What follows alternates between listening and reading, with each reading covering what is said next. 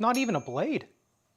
The Nike Vapor 10 or Nike Vapor X is one of the most popular tennis shoes on the pro tennis tour, as well as in the amateur ranks. But some of the biggest complaints about this shoe are that maybe it's not as durable and not as stable as some other shoes. Therefore, Nike came out with the Nike Vapor 10 or Nike Vapor X Knit, which they say adds stability and durability components to the Vapor X line.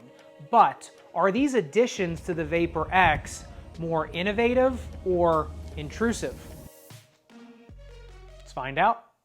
Now, as far as the outsole, midsole, and insole of the Vapor 10 and Vapor 10 Knit, they're just about the same. The outsole is the same on both shoes. They both have the exact same durability profile. And our Dremel test for our durability test, 10 seconds highest grit sandpaper, showed that both shoes did produce about 2 millimeters of damage. Now that is significantly more than the Vapor Cage 4s, the GP Turbos, or any of the ASICS shoes that we have performed this test on recently. So you actually are getting a little less durability in the outsole of both of these shoes. The shank of the Vapor 10 and the Vapor 10 Knit is exactly the same. It's an outsole shank, which means it actually blends with the outsole rubber. And that's pretty interesting because you can actually introduce outsole tread to the shank. This saves a lot of weight and allows Nike to make the shank more broad in the shoe to give it a little more stability while maintaining that really light feel of the shoe. Now, if you remember from the play test, if you watch that video, this shank does allow for quite a bit of flex. So if you have a flat foot, it's not going to give you as much stability. However, somebody with a high arch foot, this shank actually does allow a little bit of flex in the shoe, which I found to be very comfortable. The Zoom Air unit on the Nike Vapor 10 and Vapor 10 Knit is exactly the same. It is a pretty thick Zoom Air unit. It's pretty fat and it's pretty posterior in the heel. It's pretty far back. Now, when the airbag is inflated, the heel height is 2.5 centimeters. When it is deflated, the heel height goes down to 2.3 centimeters. The heel to toe drop with it deflated is only 1 centimeter. That's a pretty flat shoe. However, when you're actually in the shoe and the Zoom Air unit's inflated, that heel to toe drop is 1.2 centimeters. That doesn't seem like a lot, that 2 millimeters. However, you will notice that in terms of comfort and bounce in the shoe. Both the Vapor X and Vapor X Knit have a slightly inflared last. Now, it actually looks more inflared than it really is because of how fat the lateral flange is on both shoes. So even though the last is a little bit inflared, the lateral flange being so wide does introduce a lot of width to the shoe, which accommodates many more player foot types. The upper layers of the midsole are where these two shoes start to diverge. The Vapor 10, the original, has all white polyurethane material in the midsole, that white foam. However, the Vapor 10 Knit on the lateral outside of the shoe introduces clear plastic on the outside. Now, I didn't find that this gave any more rigidity when playing. However, once I took the uppers off the shoes, it does feel just a tad more rigid. That might be placebo effect in my mind, but I can tell these are a little bit more resistant to force than the standard white foam. What's interesting about the Vapor 10 and Vapor 10 Knit is that when I was cutting through the heel counter, it actually felt much more stiff than the Nike Vapor Cage 4s, which are a much heavier shoe and much more robust shoe. However, I cut through the Vapor Cage 4s like butter, and the Vapor 10s actually took me a second to get through, which is interesting. Nice stiff heel counter on both the Vapor 10 and Vapor 10 Knit. However, that heel counter on the Vapor 10 Knit does introduce another layer of foxing material to the outside. Now, I didn't find that that gave it all that much more rigidity because it's not stitched into any other parts of the upper or into the midsole of the heel. So it does add bulk, and that in of itself is going to add a little stability, but I wouldn't say it's enough to give it a boost in stability in the heel.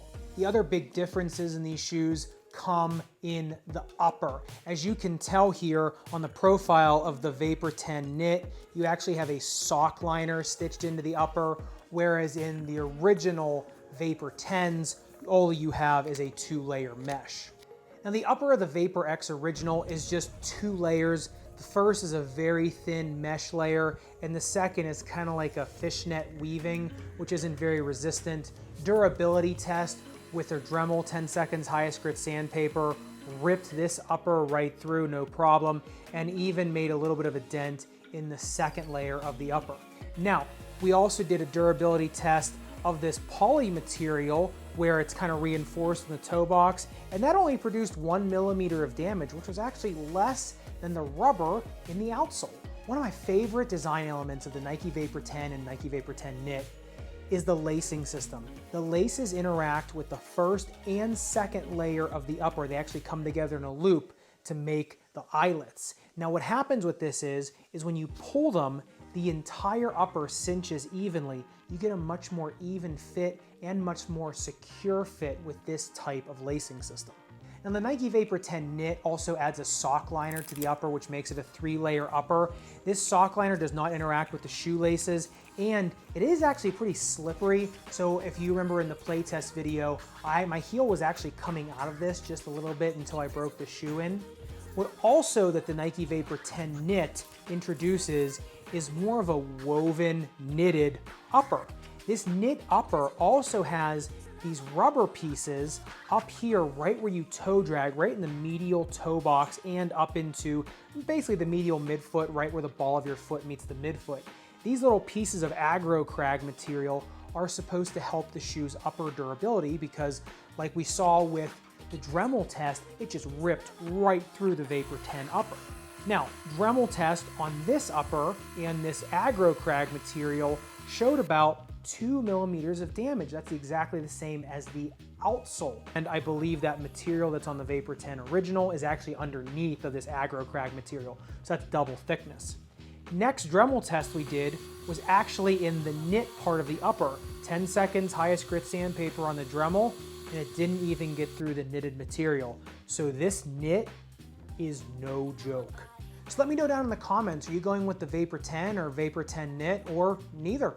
I have to say, I was pretty surprised at how much I liked the Nike Vapor 10s. The Nike Vapor 10 Knit just didn't do it for me as much. I think with the sock liner, it's just a little bit too slick. The coefficient of friction is just a little too low, and so you're gonna get a little more movement in there. I like the idea that you're trying to produce a more snug fit to the shoe, and that's great. I think maybe just choose a different material next time, and Nike might have something. And just the feel of the knitted material I didn't like as much. All of those durability enhancements come with additional weight, as well as additional break-in and creasing. And I also feel like if you're buying the Nike Vapor 10, you're buying it for speed and maneuverability. If you want a durability focused shoe, then go buy the Asics Cord FF2 or the Nike Vapor Cage 4 or the Gel Resolution 8.